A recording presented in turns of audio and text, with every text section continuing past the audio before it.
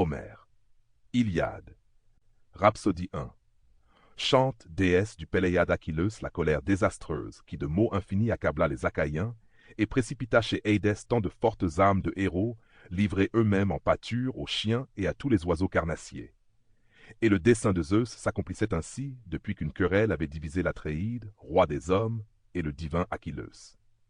Qui d'entre les dieux les jeta dans cette dissension? Le fils de Zeus et de Leto. Irrité contre le roi, il suscita dans l'armée un mal mortel, et les peuples périssaient, parce que l'Atréide avait couvert d'opprobre Chrysès, le sacrificateur. Et celui-ci était venu vers les nefs rapides des Achaïens pour racheter sa fille. Et portant le prix infini de l'affranchissement, et dans ses mains les bandelettes de l'archet Apollon suspendues au sceptre d'or, il conjura tous les Achaïens, et surtout les deux Atréides, princes des peuples. Atréides et vous, Achaïens aux belles Cnémides, que les dieux qui habitent les demeures olympiennes vous donnent de détruire la ville de Priamos et de vous en retourner heureusement. Mais rendez-moi ma fille bien-aimée, et recevez le prix de l'affranchissement si vous révérez le fils de Zeus, l'archet Apollon.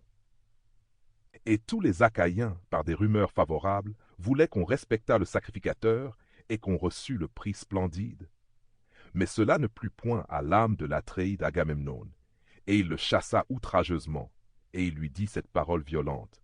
« Prends garde, vieillard, que je te rencontre auprès des nefs creuses, soit que tu t'y attardes, soit que tu reviennes, de peur que le sceptre et les bandelettes du Dieu ne te protègent plus. Je n'affranchirai point ta fille.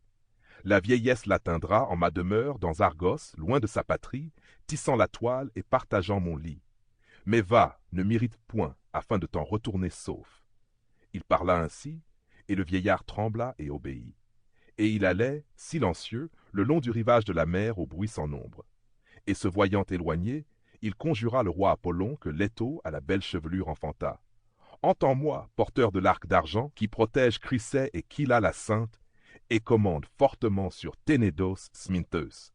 Si jamais j'ai orné ton beau temple, si jamais j'ai brûlé pour toi les cuisses grasses des taureaux et des chèvres, exauce mon vœu, que les Danaènes expient mes larmes sous tes flèches. » Il parla ainsi en priant, et Phoebos Apollon l'entendit, et, du sommet olympien, il se précipita, irrité dans son cœur, portant l'arc sur ses épaules avec le plein carquois.